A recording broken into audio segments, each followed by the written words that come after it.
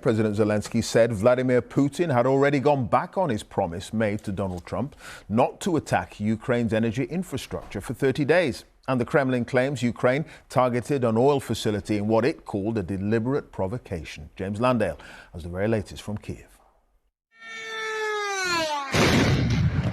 This is not what a ceasefire looks like.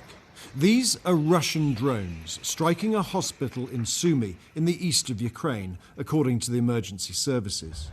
Further south, Ukraine State Railway said Russia had launched an attack on its power network.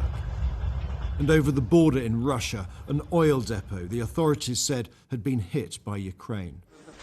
As patients were helped out of damaged hospitals, Ukraine accused Vladimir Putin of breaking his promise to pause attacks on energy facilities. On a visit to Finland, President Zelensky said the strikes showed Ukraine needed more, not less, Western support. We hope that America will continue to work and pressure Russia. We consider the unconditional full ceasefire as one of the initial steps towards peace. But security guarantees for Ukraine are definitely needed.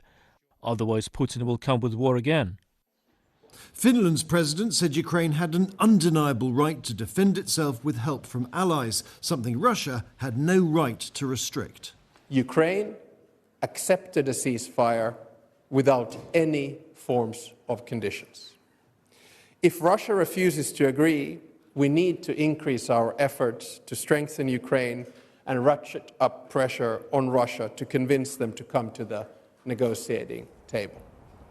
This arch was built in Soviet times to celebrate the supposed friendship between Russia and Ukraine. Well, no more. But people here are growing increasingly worried that while Ukraine is offering concessions to get a ceasefire, their former ally is demanding ever more and giving even less.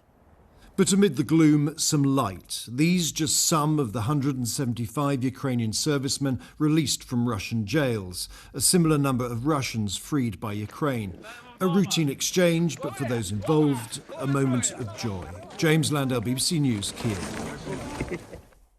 Well, what's the view from the Kremlin on the latest push to get a ceasefire? And is there any evidence President Putin might be willing to compromise on his long list of demands? From Moscow, here's Steve Rosenberg. In Moscow, some things are changing. Winter here, slowly giving way to spring. But no change in the political weather. No compromise in the air. Listen to the language President Putin used today. The Russian army, he said, was completely routing Ukrainian forces in Russia's Kursk region. No mention of Tuesday's telephone call with Donald Trump. But the Russian papers were full of it. Vladimir Putin believes that Russia is winning the war against Ukraine and is in no rush to declare a comprehensive ceasefire. Moscow seeks maximum pressure on Kiev. We could talk about a complete Russian victory if Ukraine becomes a real buffer zone, demilitarized buffer zone with very limited armed forces, with very limited practical cooperation with NATO, without joint military exercises, without military supplies from NATO. If it's Ukraine's surrender Moscow wants, would Donald Trump stand in its way?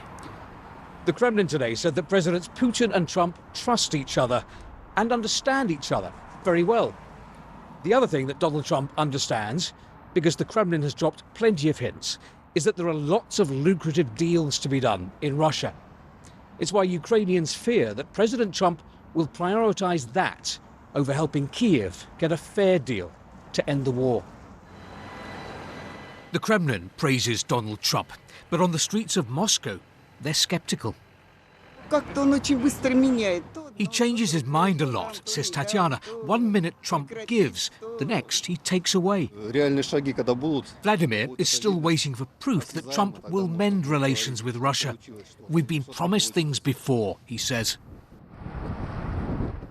Donald Trump has promised huge change in America and abroad. Russia hopes it will benefit.